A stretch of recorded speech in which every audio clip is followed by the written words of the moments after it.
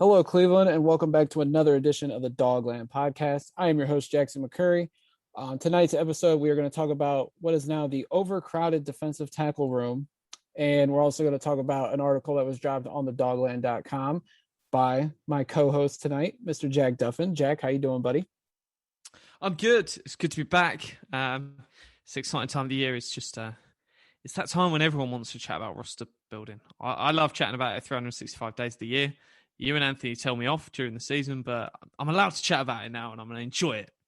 Yeah, we'll give you all the time in the world to talk about roster building and all that nonsense. But yeah, I mean, we're talking about it tonight because obviously the article. But Jack, Saturday morning, the Browns had 3 defensive tackles on the roster, and now after the draft and after a couple free agent signings, they now have 7 defensive tackles. No, I take that back. They have 8 defensive tackles because I forget about Sheldon Day.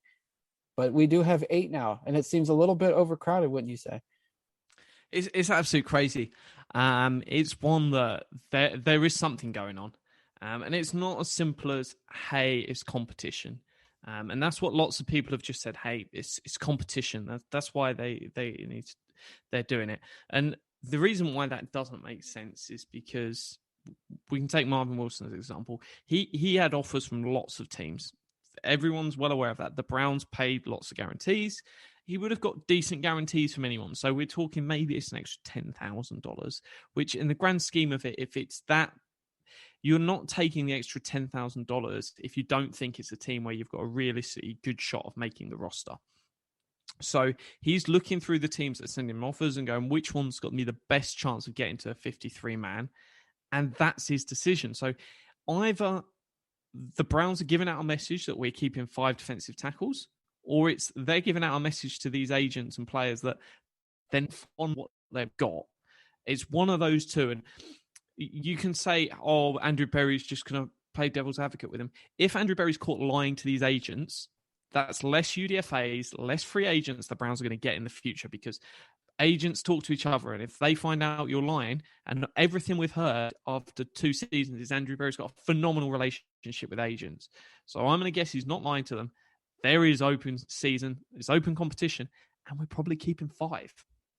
Yeah, without a doubt. I mean, you look at the current group of players that we got. We got Malik Jackson and Andrew Billings, who I would say going into training camp right now would be the projected starters. Then you have Jordan Elliott, who's coming on year 2. And I'm actually in agreement with something you've said privately and on Twitter. He's on the bubble. And we'll get to that when we talk about your article over at the Dogland. But I would say he's on the bubble. I mean, he's a 3rd-round pick. There is a little guaranteed money to his name, but there's no way. And even though he is a draft pick of the current regime, I don't think he's safe. I think you would agree as well. They drafted Tommy Togiai in the 4th round on Saturday out of Ohio State. They signed Marvin Wilson as an undrafted free agent, but theoretically, he signed as a 6th-round pick based on guaranteed money, signing bonus, all that. Then they signed Sheldon Day in free agency this year. He was on the practice squad at the end of the last season. And then they signed Damian Square today, who's been with San Diego throughout his NFL career, relatively healthy defensive lineman, played 500 snaps 2 seasons ago, about 450 plus 3 seasons ago. Last year, he went down in snaps, but he's durable. So that's another body. And then on Monday, they signed an interesting name, former 2nd-round pick Malik McDowell, who has never played an NFL game, but there is low risk, high reward. He has had some off the field issues, and this is the first questionable character signing that Andrew Berry has had in his regime as general manager. But when you look at what Malik McDowell was coming out in 2017, this is a top-rated defensive tackles by many of the draft experts.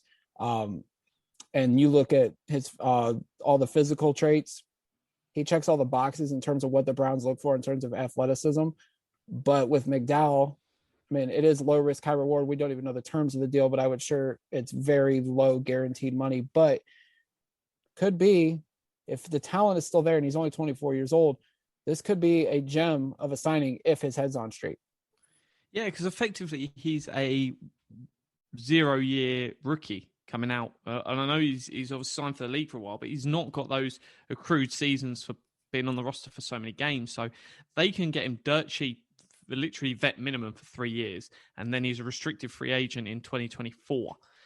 So incredibly cheap. But this is another one to note. You are not going through the media circus that is signing someone with the character past of a Malik McDowell without thinking we have a realistic shot of him making the 53. Not realistic that he's a favourite, but they've got to look at him and go, we think he can make the 53. Because if they're sat there and going, there's a 5% chance of him making the 53, you're just not doing it.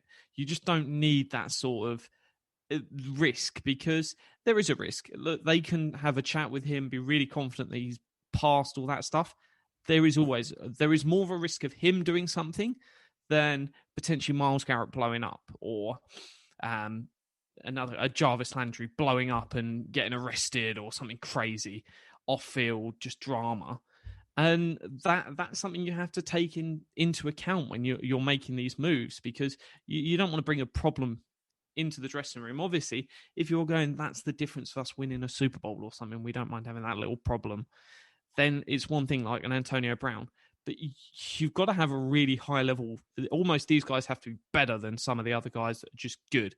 You have to think this guy can be great. But I think it's going to impact what Woods does, because if you're talking about potentially 5 DTs, and we've heard, Myles Garrett's going to play some inside, Clowney's going to play some inside. I was always of the mindset of, hey, you generally will have 5 edges, 4 interior, because the edges will play more. You're asking them to run around a bit more. So you'd expect it to be that way. But I think we're going to see much more of a hybrid front. So you've got New England have obviously done it for a long time. They don't, lots of teams, hey, if you get into the chat, it doesn't really matter, but they'll play a 3-man or 4-man front, or a 5-man front if you're going to play a 3-4 defense. But that is different slight roles what dudes do along the front. And most teams generally, hey, they always have 4 dudes up front, or they'll always have 3 or 5 up front. I think might see a real hybrid here of they're doing lots of different stuff. And that's great, because if you're going to confuse a quarterback, let's give him, there's a 33% chance they're going to end up with a 3-4 or 5-man front, and then you can change everything behind it. So it wouldn't surprise me. Hey, you see some 3-3-5, you see some 3-2-6. You can then have like tacky rushing. You can have Weaver as one of those sort of linebacker edges coming in. You can do some crazy stuff. You can have Billings as your front guy. You can have Myles Garrett and Clowney either side of him. And then you can have Tacky and Curtis Weaver rushing off the edges. So you can be talking about 4 edges and Billings all there as a 5-man front. And then you've got maybe JOK in a middle linebacker there with those dudes either side of him. And then your 5 DBs behind with Troy Hill, Denzel Ward, Newsome, Grant Delpit, and John Johnson. That's the sort of stuff you can do. And I think this just gives so much more of the playbook to Joe Woods. And you've seen some of it come through in college. The 3-3-5 it's weird. I've read more different schemes throwing different stuff out there. So maybe they're just going, look, we want to go 4, 5, 6 DBs. Let's go 3-4-5 on the front. Let's go crazy. I would love to be a fly on the wall right now in Berea, watching Joe Woods and the position group coaches like on the whiteboard, like coming up with different plays or different schemes. Like we could put this guy and this guy out here, or we could do a sub package and put this guy in there. Like the possibilities are endless, because the talent and the depth on the defense is something I've never seen in Cleveland in quite some time. And I mean, I'm sure Joe Woods has done things like this in Denver and in San Francisco, but the amount of talent on this Browns defense, the possibilities are endless. They could do up front, in the middle, and even in the back end in the secondary. It's really hard to fathom, but it's intriguing to talk about and discuss. But it's something we're obviously going to go and chat on along the lines of this article, but we're chatting about real dudes. We're not chatting about 3 different UDFAs and we're like, which one of these are going to make the roster? We're sitting there going, Kadarrell Hodge or Jojo Natson, just to mention one of them, aren't going to make the roster. No chance unless there's an injury. And we're talking 0% chance. Neither of those two dudes are making the roster over a Higgins or someone like that. That is insane. Usually we'd be sat here talking about two players as good as Kadero Hodge and Jojo Natson and going, which one's going to be our third starting wide receiver? That was only 3-4 years ago, even pre-Sashi Brown era and the teardown. Those dudes are in starting competition at that level. And now we're like, well, these guys, they're not both going to make the roster. It is a ridiculously talented and deep roster. And special teams just isn't going to be enough. We're going to be asking for special teams plus. Whether you're talking about your sixth linebacker, we want you to do special teams 100%.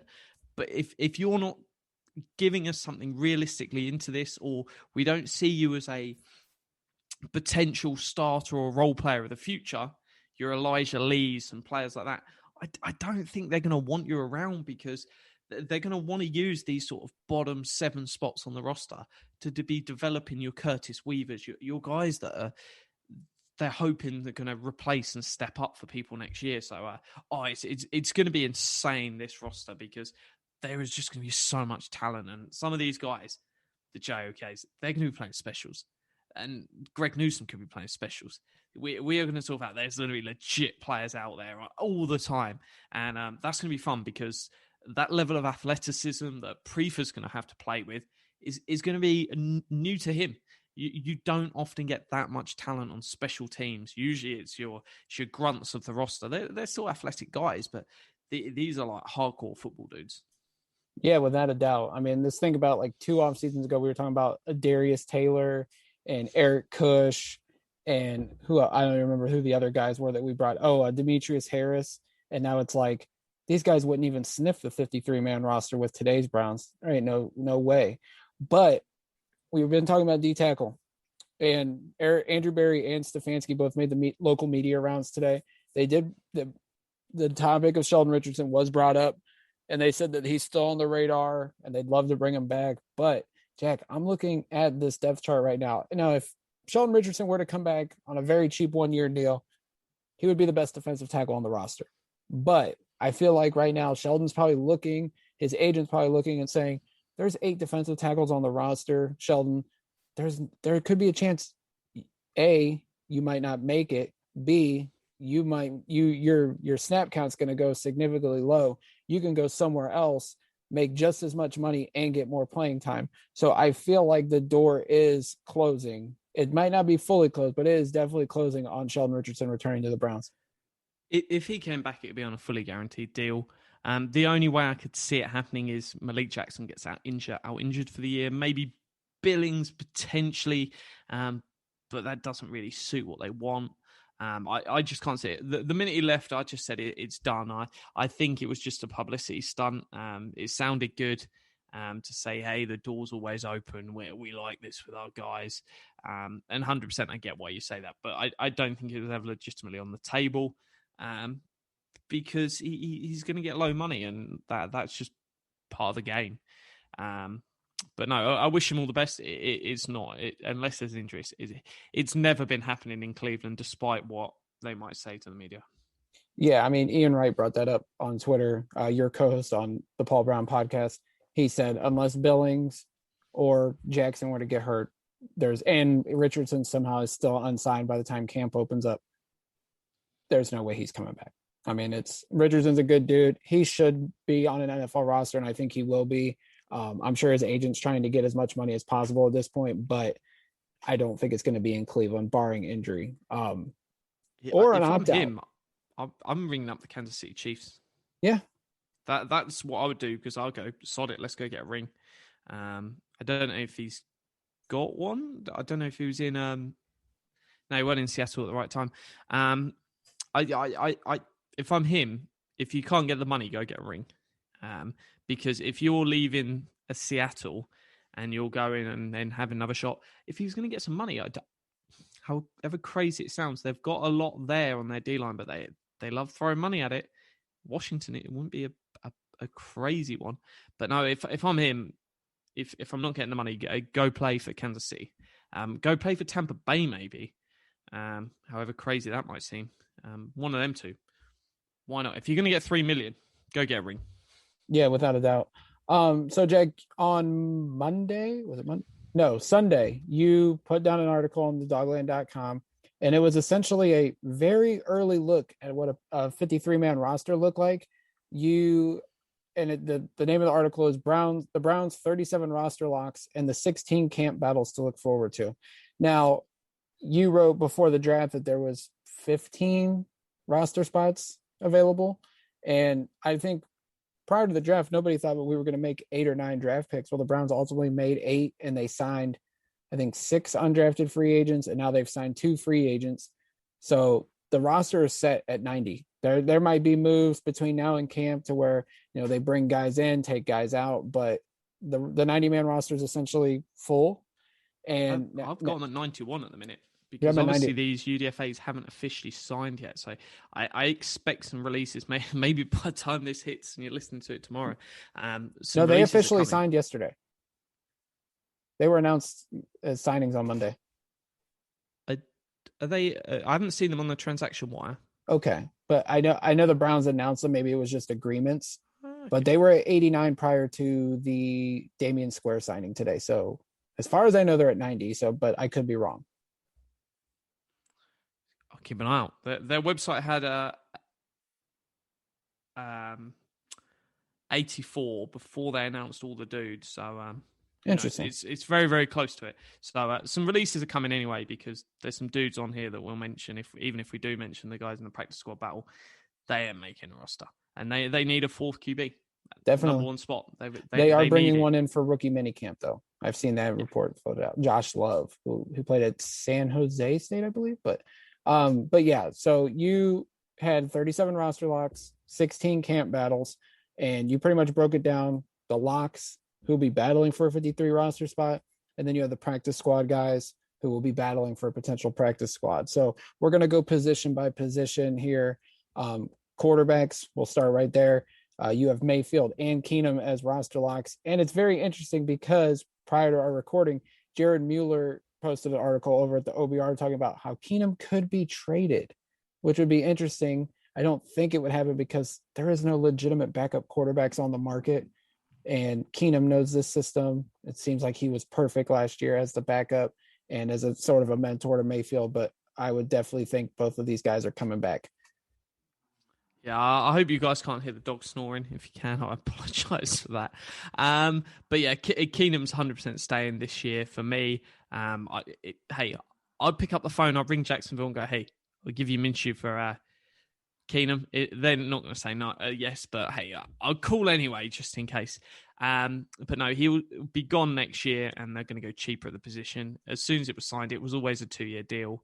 If they were going to get rid of him, it would happen pre-draft. And that's why his agent just did a good job of putting the guarantees kicking in at the right time. And it's why that sort of wording is massive, because if the guarantees wouldn't have hit pre-draft, there's a good chance that he's not on the roster this year. The fact that hits, it was like the 5th day of the league year, he was a lock for the roster as soon as that hit. And then you have Kyle Lauletta as the practice squad battle guy. But like you said, they need to bring in a 4th quarterback for camp because we don't need Baker trying to throw his arm out. Even Keenum, just in case an injury were to happen and Keenum's the starting quarterback. We did mention they're bringing in Josh Love for rookie minicamp, so maybe he'll be the camp arm. We'll see how that goes. Running back, you have Chubb, you have Hunt, you have Janovich as the locks, and then Demetric Felton and Dearness Johnson as the battle. Yeah, I think this one's pretty straightforward. Lots of people have sort of been tweeting at me in the last 3-4 months, just going, Janovich, surely why haven't we got rid of him? Special teams. He's a great special team contributor. Stefanski wants to use fullback sort of 2-3 snaps a game, and that's it. And that's perfectly fine. As long as you compete on special teams, hey, he's done more last season than Dearness Johnson. So there is certainly a roster spot, because if you want him, you're carrying a 4th running back. And so Janovich does far more in those 2-3 snaps than a running back 4 is going to do on any roster. So yeah, perfectly happy with that. I think Felton is by far the favourite there. But hey, it's a battle. He's a 6th rounder. Nothing's going to be given to that dude for granted. If the other running back would have had more positive athletic traits, I might have put him into the competition. But for that reason, I've just got Harbison as a competing for the practice squad. And Harbison was one of our undrafted free agent signings from over the weekend. Wide receiver, it's pretty much completely locked in. We have Odell Beckham, Jarvis Landry, Rashard Higgins, Donovan Peoples-Jones, and Anthony Schwartz, the third-round pick from this past weekend. And then in your battle spots, and this is obvious, Kadero Hodge, JoJo Natson. You might want to throw, Jamarcus Bradley in. He had a productive game against the Jets. They're bringing him back, obviously. Even throw in Ryan Switzer. You mentioned Alexander Hollins, who comes from Minnesota, and Derek Willis, who's been floating around the Browns organization the last couple of years. But you mentioned those last four as potential practice squad guys. Yeah, I can't see any of those four competing for the 53. I think it'll be Hodge, because Schwartz can sort of do some of the stuff they'd want to do with Natson. If you're running a sweep, who do you want? Do you want the Olympic level sprinter in Schwartz picking up that ball, or do you want Jarvis Landry? That's no slight on Landry.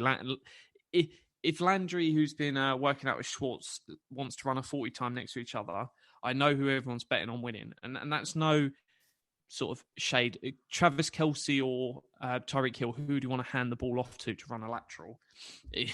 You're nuts if you're choosing someone other than Tyreek Hill with that blazing pace. So no, I think the reason that this common sense one would be to take Hodge. I'm higher on Hodge than most of Brown's Twitter. I think he's certainly got the potential to be a wide receiver 3 in this team. And I think his ceiling's higher than Hollywood Higgins, which will upset some people, but Higgins is great at what Higgins does, but Hodge can be that deep threat. I think he can do a lot more for the team. So no, and phenomenal special teams producer. So I feel really good that Hodge will make the roster. He's going to have to take a pay cut because they're not going to give him his full RFA tender to play, but I'd expect him to happily sign that, probably go down to like 1 million guaranteed, and then maybe 1.25 guaranteed, and then 250,000 in per game roster bonuses.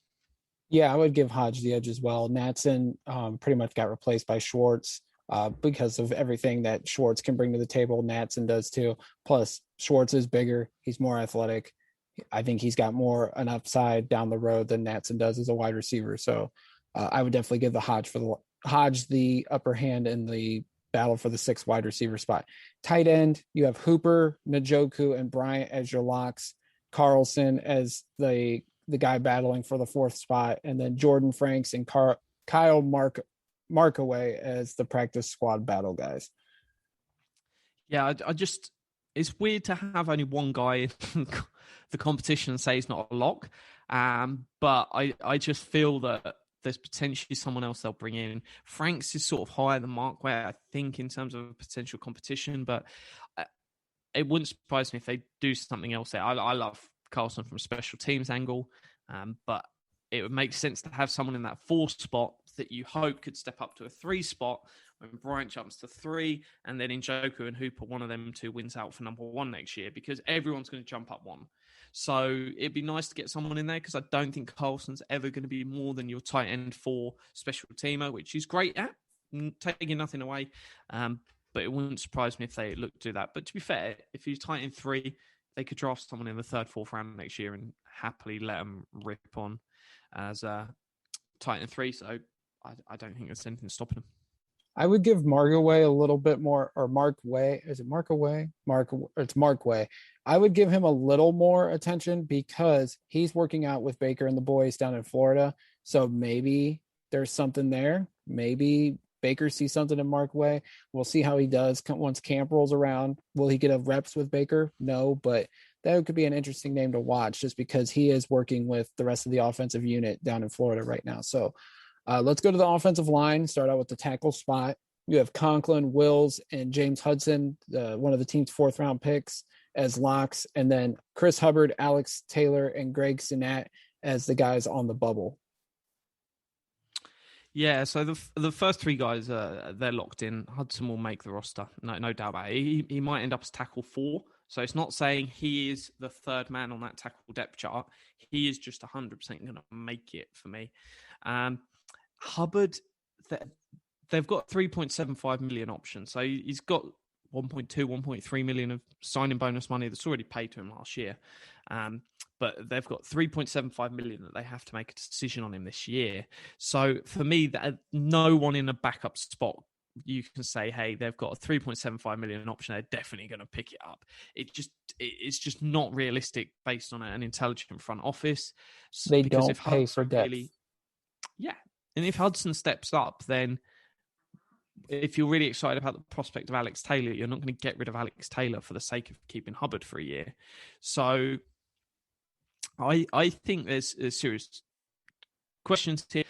I think there's so many moving parts for this backup, and we're going to touch on it when we chat about guard as well. But if I had to guess, my actual one, I think Alex Taylor is the one out of those three that makes the roster for the tackle spot. Wouldn't be surprising. I think they gave him a lot of money last year as an undrafted free agent. They kept him around on the roster nearly all year, which is nuts because they didn't want to play him. So they must be super excited about him because they picked up a guy called Blake to play and they left him there on the roster still. So they do love Taylor. And I think that's someone that they must have ideas with because you don't go through all that crap and then you cut him the next year. I just feel really good that he's got a really good shot here. Yeah, I mean, they protected him, and then Greg Cenet got signed by Dallas. I don't know if he played, but he was on their roster, and then he's re-signed with the Browns back in the offseason. So they obviously like both. So I feel like Taylor does have the edge. I would agree with you. Looking at the guards, Batonio and Teller, the obvious locks, and then you have Hubbard, Dunn, Blake Hance, and Drew Forbes as the battle guys. And this is going to be interesting because everybody's probably going to say, oh, Dunn and Blake, they're going to make the team. They're for sure. They helped us down the stretch in the playoffs, yada, yada, yada. They didn't grade out that well, according to PFF. Dunn has more upside for sure, but everybody loves the guy named Blake. And then Drew Forbes is the wild card because he got hurt his rookie year, never saw the field. Last year, he opted out because of COVID. Now he's coming back. Brand new regime, brand new offensive line scheme. We don't really know what Forbes is going to bring to the table. He could be the surprise guy out of camp, or he could just be cut, go to the practice squad, or move on to another team. Yeah, there's three dudes, I think, between them. They even played like 60, 70 snaps. It's not much. It was like a combination of all three have played like 70 snaps in the NFL. Yeah. It's just nuts that the way some people talk about these, you'd think they're like 6-year veterans. And no, Blake Hance weren't that great. Michael Dunn was actually really good. I do like Dunn. He would be my favorite out of those three. And Drew Forbes, I've got no idea. No one has a clue on Drew Forbes. They're three dudes that I think one of them will end up on the practice squad. One might end up on the team. But if my guess is here, it's actually Hubbard. I don't think they're going to be enamored with Hance, with Forbes, with those guys as much as they're in love with Alex Taylor. So I think they actually go, right, we're going to take Chris Hubbard here, make him guard 3 and tackle 3, have Hudson as tackle 4 and guard 4 because they've talked about cross-training, and then we're going to keep Alex Taylor as tackle 5 because then next year what they can do is move Hudson up to be your 6th O-lineman, so be your guard 3, tackle 3, bring in somebody else that would probably be on the interior if they fancy Hudson as more of an exterior/interior guy, and then keep Taylor as your tackle 4. So I think that's one to keep an eye on.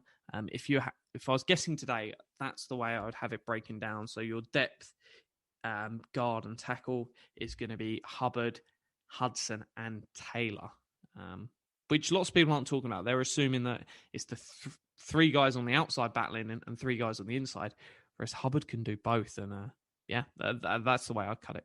And he did both quite well last year in Bill Callahan's and Kevin Stefanski's scheme. So hopefully Hubbard comes back from the injury strong and keeps up the production because he was very valuable last year to the Browns offensive line. Centers, you have both locked in, J.C. Treader and Nick Harris. Harris seemed to be a forgotten man during draft weekend because everybody was talking about interior offensive line and talking about someone that could potentially replace J.C. Tretter as center. And everybody seemed to forget Nick Harris is seemingly going to be groomed to replace J.C. Tretter. Last year, he got forced to play guard because of COVID and injuries, and he struggled at guard. But everybody seemed to forget they're grooming him to be the long-term center potentially. And I still think the plan is for him to go in that role. And this year, obviously, he's going to be locked in as the backup center to J.C. Tretter. Yeah, one to keep an eye on here that I didn't actually find out until today when Sobo Ben Sobleski mentioned it to me on Twitter was Dunn has actually played a little bit as centre. I don't know if this was in college or in the NFL, but that is certainly one to keep an eye on because I was under the impression that these are the only two dudes of any note that I was aware of who could play centre on the Browns roster and made it easy locks. But if Dunn can play centre, that's certainly someone that, hey, why not? If he can play guard and centre, happy days. You could then go Dunn, Hubbard, Hudson, and Taylor, and give yourself even more options. So no, that's one to keep an eye on. That I feel good for Harris. Lots of Browns fans hark back to what happened when he played guard. He's not a guard, 100%. This dude is not a guard. They know that now. They should have known that before the game. But it's one that I think he's got a good shot of replacing Tretter in a year's time. Yeah, absolutely. Excuse me. Let's flip over to the defensive side. Let's start with the edge. You have Garrett, Clowney, and Takk McKinley as the locks, and then Porter Gustin and Curtis Weaver both on the bubble. This isn't a surprise, obviously. Myles Garrett speaks for himself. Clowney, big free agent signing. Takk McKinley, another solid free agent addition, hopefully. And then Gustin and Weaver are going to be duking it out for that fourth spot. They may end up keeping both. They both might make the team. They potentially could go with 5 edge rushers, but I mean, Gustin and Weaver is going to be the battle to watch. Gustin's been in the system the last couple of years. Weaver's coming off the knee injury. There's a lot of upside to his game. It should be a fun battle in camp. Yeah, no, and it's one where I think we spoke about at the start of the show. I think they're keeping 4. I think we've got Gustin versus Weaver. And even though Gustin's only been in the league 2 years, this is his last cheap year because next year he becomes a restricted free agent. They've got him, give him a deal about $2.4 million to keep him around. So I think this is a time where Weaver can really step up. And I think Weaver wins this. And I think it's only 4. So almost... They'd started the rush on defensive tackle when I wrote this piece, but it was obviously pre-McDowell. It was pre-everything else at defensive tackle. I think they're keeping 1 edge here. And it explains a lot of the draft strategy. They might have gone into the draft knowing they're going to pile on the defensive tackles. We're only keeping 4 edges. We don't need to add anyone. If you're hyped about Weaver and you're only keeping 4 edges, well, you're happy with Gustin's your backup if someone goes down or Weaver doesn't quite make it in camp. For me, the stars are aligning here that says, hey, we're going 4 edge. So this was prior to the signings, but you had Malik Jackson, Andrew Billings, and Tommy Togiai as locks, and then Jordan Elliott and Marvin Wilson as bubble guys. You're obviously throwing McDowell in there as a bubble guy. Damian Square, I would assume, goes in as a bubble guy. Nah. So you're confident with Jackson, Billings, and Togiai as the locks, and then everybody else will be fighting for the 4th or potentially 5th bubble spots. Yeah, so to update this, I'm going to jump Togiai now to the battling for the 53. Okay. So Togiai, Elliott. Togiai is actually my favorite above Elliott, but Togiai, Elliott, Marvin Wilson, and Malik McDowell is my 4 battling for 2 spots. And then I've got Square and Sheldon Day in there. They're just battling for a practice squad. I don't legitimately see them in there. Maybe Can they Damian keep Square 5. even make the practice squad, being like a 9-year vet or however long he's been in the league? Yeah, because there was some advanced rules this year that you could keep 2 really old dudes on the practice squad. Gotcha. So no, I think it's certainly. I think he's more of a camp body. Just hey, let's see what he does, but maybe like a 3rd choice 1 tech or something for camp. But no, I think we're looking at 5 here, and I think that's a really interesting battle. That hey, usually would say a pick as high as Togi with a lot of hype around him, you feel good taking him. But as soon as the Malik, the Marvin Wilson addition came in, I was like, they're obviously not happy with Jordan Elliott because that's there. But then with Malik McDowell coming in, suddenly you're like, Togi is now on the chopper. So no, I would, if I'm betting, I'm still betting on Jordan Elliott and Togi to make that roster.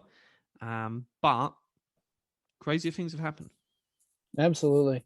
Let's go to linebacker. You have JOK, Anthony Walker, and Jacob Phillips as the locks, and then Sione Takitaki, Malcolm Smith, Tony Fields, and Mac Wilson on the bubble. I'm kind of surprised you have Takitaki on the bubble because I thought he had a good 2020 season. I kind of would put him as a lock in my opinion, but in this case, this is your opinion. You have Takitaki as a bubble guy along with Smith. Obviously, Fields is a 5th round pick. He's not guaranteed to make the roster, and Mac Wilson, which according to some rumors, it's not a matter of if but when. Mac Wilson might not even be on the roster come camp time.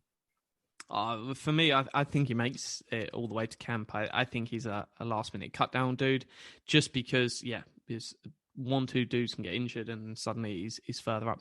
The reason why I've got Taki on there is because up until day 2 of the draft, up until day 3 of the draft, when that started, I was under the belief that hey, they're going to keep 5 linebackers on this roster.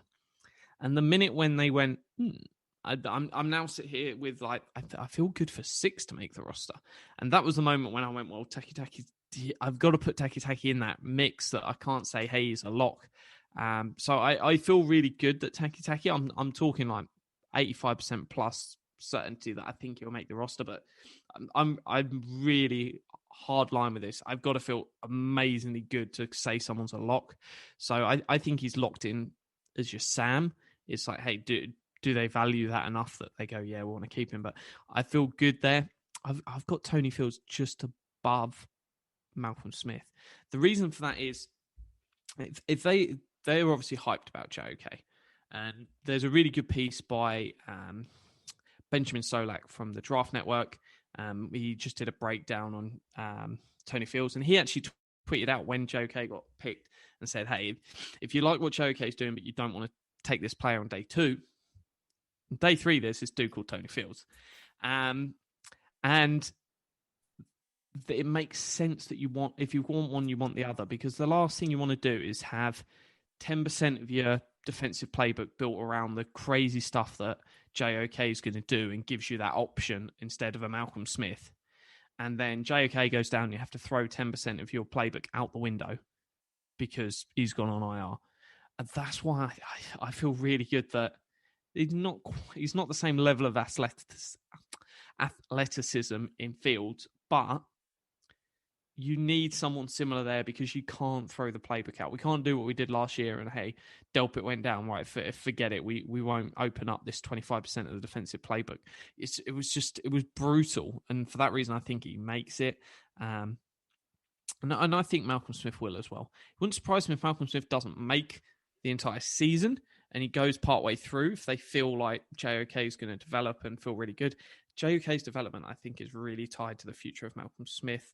But you might trade him mid-season or just cut him if you want to invest the depth in another position, maybe corner or something. Yeah, I mean, Malcolm Smith, good veteran in the room. They didn't sign him to a lot of money. I think it was only, $1 million or if that. Yeah, and then $500,000 guaranteed, but the majority of that they can trade, and I think you'd easily get that in a trade. So, yeah, I wouldn't be shocked if he doesn't make the roster, but I think as things stand now, he would probably be in over a Fields and a Mac Wilson, but we'll see how it shakes out in camp. Go into the cornerback room, Denzel Ward, Greg Newsome, Troy Hill, Greedy Williams, your 4 locks. You have MJ Stewart and AJ Green on the bubble, and then Robert Jackson and a couple other guys on the practice squad battle. So this corner room is looking a little better. I still think, and I think you agree, they're going to add somebody else here over the summer. But the top 4 looks a lot better than the top 4 going into last year, to say the least. It's good, yeah. I fully agree with you. It's not good enough. And I unless they're super hyped about AJ Green and we're just missing it, I think they need something else. And it depends what they want to do with MJ Stewart. He's really good at specials. And if he gives you the option of, hey, he's our backup slot corner, because what we don't want to do, you obviously don't want him out there playing all the snap, you don't want him playing any snaps really in terms of defense. But if Troy Hill goes down, he's a great guy to slide in and go, right, go out there and do that. And it gives you that option. So it's certainly one I could see them doing. So no, I think he's certainly got a shot there. But yeah, I would prefer to see a Gary and Conley in there. Yeah, I would think there could be something there with Gary and Conley. We heard some rumors during the early days of free agency, but nothing materialized. Casey Hayward just went off the board to the Raiders. Steven Nelson's a name that a lot of Browns fans want, but I feel like he's wanting too much that the Browns aren't willing to give him right now. We'll see if the market comes down, but Conley would seem to make the most sense. Looking at the safety room, John Johnson, Grant Delpit, Ronnie Harrison, locks. It's a guarantee for sure. The battle will be interesting for the fourth spot. Richard LeCount, the team's was it fifth or sixth round? I forget what round they were drafted him. And then Sheldrick Redwine. Yeah, I don't think Sheldrick Redwine's going to make the roster. And if Browns fans need any example, they were playing Sandejo over him.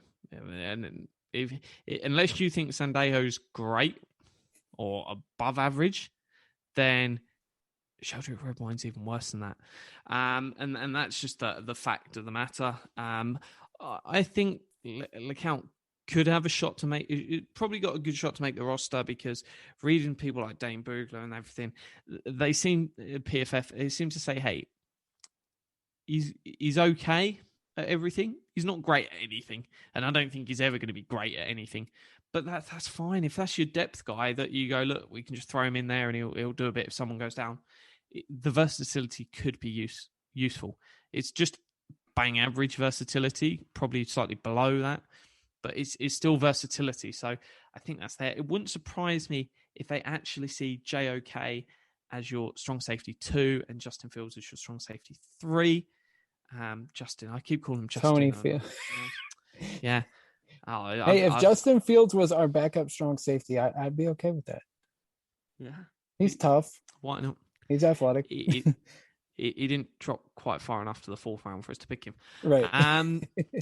But no, it's one that I think the option could be there, and that's why I could see them cutting all the way down to 4.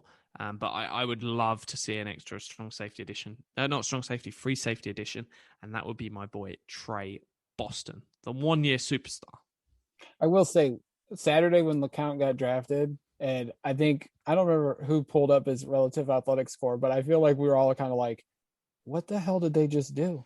But then once we get the story, hey, he was in a motorcycle accident. He toughened out his pro day, even though the results weren't strong. But this is why the numbers were as bad as they were. So, but I mean, we'll see. I think LeCount, like you said, he's good, not great at anything. He also played in a really good secondary in Georgia with, Tyson Campbell and Eric Stokes, who were top 35 picks in the draft. So maybe he benefited from them a little bit, but we'll see how good he is once we get to training camp. Yeah, no, 100%. It is one to keep an eye on. Just give me more. Give me more DBs. Absolutely. And then wrapping it up, special teams. You only have Charlie Hewlett as a lock, which is kind of surprising, but yet kind of not at the same time. And then you say Jamie Gillen, Cody Parkey, Matt McCrane, all battling. More than likely, they might bring in another kicker to compete with McCrane and Parkey. And then Jamie Gillen, I'm surprised you have him on the bubble. Last year was a down year for him, but he had COVID. He was dealing with a groin injury. I mean, it's kind of tough to overcome things, and he tried, but it would not shock me if they do bring in another punter potentially to compete with him this year. So part of the reason behind this is, it was a below average year from last year. I'm not too concerned. He's dirt cheap, but he's got 1 year left of being cheap. So in a year's time, he's going to be a restricted free agent, which means, hey, we're going to have to pay him $2.4 million if we want to keep him around. And that's the point where you go, man, does this front office want to pay a punter $2.4 million? And so if he would have been above average to elite again this year, then you're like, yeah, well, he's definitely staying at least that third year, and then they can decide whether they want to pay the position or not. But that for me is the reason why I'm like, yeah, he could be replaced. I think one of my sort of points after sort of putting this out, I think Matt McCrane should be in the battling for a practice squad. I think Cody Parkey has a kicking competition coming. They gave him a deal which has very low guarantees, which opens up basically, hey, you need to fight for this spot. But Matt McCrane, I don't think is the person that's going to do it. I think it's a UDFA or someone else they're going to bring in to have that shot and have that battle with Cody Parkey. But yeah, my boy Charlie Hewlett, he's strong. No one knows his name, and that's why I know he's an awesome long snapper. Long snappers are people too. It would be great if this front office could somehow snaggle a 4th round pick for Jamie Gillen and make it happen again the way it did with Andy Lee. Obviously, Andy Lee's name was more known, but maybe there's some teams out there that just love the Scottish Hammer and would give up a high draft pick for him. Why not? If there's a GM ringing round to try flip a punter for a day 3 pick, you know it's Andrew Berry. Yes. He is going to be hitting the phones going, hey, do you want a punter? Do you want a punter? Go on. You need a punter. You need a punter. So, yeah, my guy. Call Detroit and con John Dorsey into giving us a 4th round pick for Jamie Gillen.